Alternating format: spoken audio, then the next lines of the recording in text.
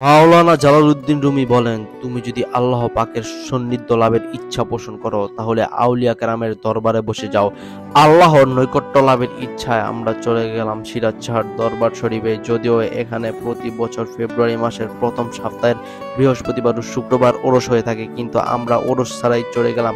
সেখানে যাওয়ার একটাই কারণ হইতাছে, আপনাদের যদি মন খারাপ থাকে তাহলে সেই নীরব পরিবেশে চলে যান, কিছুক্ষণ ঘোরাঘুরি করান, দেখবেন মনটা একদম ফ্রেশ হয়ে গেছে। কথায় আছে, আপনি সেখানে গেলে কিছু পান আর না পান মনের একটা প্রশান্তি পাবেন।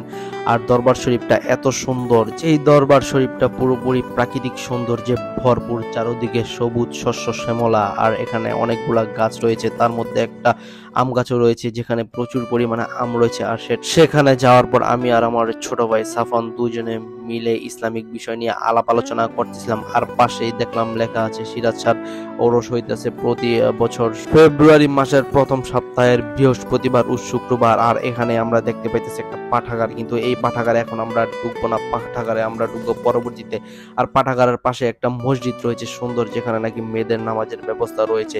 তো আমরা এগুলা দেখে আমরা মাজার শরীফে ওঠার উদ্দেশ্যে রওনা দিলাম। আর ভাই সেখানে গিয়ে আমরা চমকে গেলাম, এত সুন্দর একটা মাজার, আর সেটা হইতাছে সিরাজ শাহ বাবার মাজার।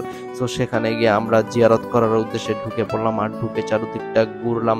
আর মাজারটা এত সুন্দর করে কারুকাজ করা হয়েছে ভাই, দেখলে আপনি মুগ্ধ হয়ে যাবেন। কথায় আছে, তুমি যদি মারফতে নূর চাও তাহলে মুর্শিদের কাছে থাকিয়া সেটার যোগ্যতা অর্জন করো। এই কথাগুলো অনেক কঠিন, কিন্তু যারা বুঝবে তাদের জন্যই সহজ। সবকিছু সবার জন্য নহে, এগুলা একমাত্র আধ্যাত্মিক জগতের মানুষজনের জন্য।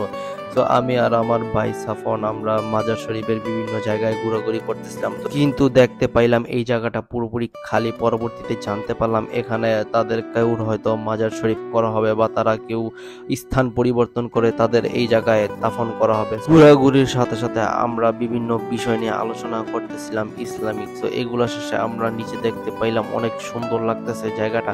কথা বলতে বলতে আমরা চলে গেলাম সিরাজ শাহ উনার মেয়ের দরবার শরীফে, যেখানে সেই চিরনিদ্রায় শয়িত আছেন।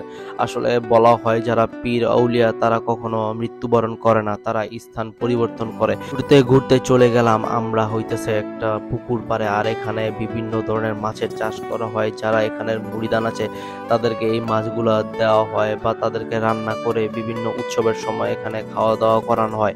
সো এই পরিবেশটা এতটা ভালো লাগতেছিল বলার বাইরে। তো অবশেষে আমরা চলে গেলাম খানকা শরীফে। জায়গাটা বাইরে থেকে অপরূপ সৌন্দর্য লাগতেছিল, পরে ঢুকার পর আমি তো আশ্চর্য ভাই, কি সুন্দর কারুকার্য। আর এখানে আশেপাশে বিভিন্ন জায়গায় বিভিন্ন বাণী লেখা ইসলামিক বা ধর্মীয় বিষয়। আর এটা হইতাছে স্থান যেখানে নাকি শামীম শাহ বসে থাকে।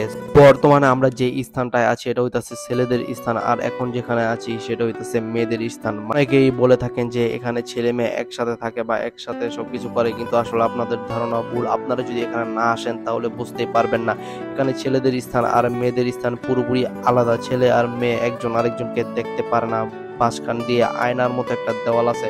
তো এখানে আমরা ঘোরাঘুরি করে বাহিরে চলে গেলাম। আর এই জায়গাটা হইতাছে ওয়াজ মাহফিলের জন্য তৈরি করা, মানে এখানে সকল ওয়াজ মাহফিল হয়ে থাকে। নারায়ণগঞ্জের ভিতরে এত সুন্দর বা পরিষ্কার দরবার শরীফ অন্য কোনোটা আছে কিনা আমি সঠিক জানি না। আর পিছনে আমার ভাই ব্রাদার ছিল, সো আমি একটা আম গাছ ছিল সেখানে বসে একটু আড্ডা দিতেছিলাম, কিন্তু ভাই এত রোদ ছিল যে এখানে বসে আড্ডা দিতে পারতেছিলাম না। আর এদিকে সাফওয়ান বলতেছিল যে ভাই আম খাবো, পরে লাভ দিয়ে দিয়ে আম পাড়ার চেষ্টা করতেছিল, কিন্তু সে বারবার ব্যর্থ ছিল। আমি বললাম যে একবার না পারিলে দেখো শতবার। তো সে শতবার চেষ্টা করার পরও একটি আম পারতে পারলো না।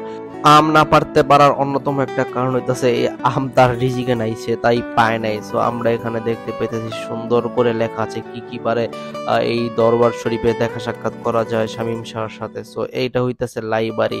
আর লাইব্রেরিতে প্রচুর পরিমাণে ইসলামিক বই আছে, যারা নাকি ইসলামিক বই পড়তে চান তারা চাইলে এখানে এসে এখান থেকে বই নিয়ে পড়তে পারেন। আর এখানে পড়ার মতো একটা সুন্দর পরিবেশও আছে, নিরিবিলি। এগুলো দেখে আমাকে সাফওয়ান বলতেছিল, ভাই এগুলো আমি কয় হাজার বছরে পড়ে শেষ করবো। আমি বললাম যে কয় হাজার বছর লাগবে না, মন মতো পড়লে কিছু সময় শেষ করা যায়। তো এখানে আমরা অনেকগুলা বাণী দেখতে পাইছিলাম, যেগুলো নাকি অনেক মূল্যবান বাণী, যা আপনার জীবনকে পরিবর্তন করে দিতে পারে।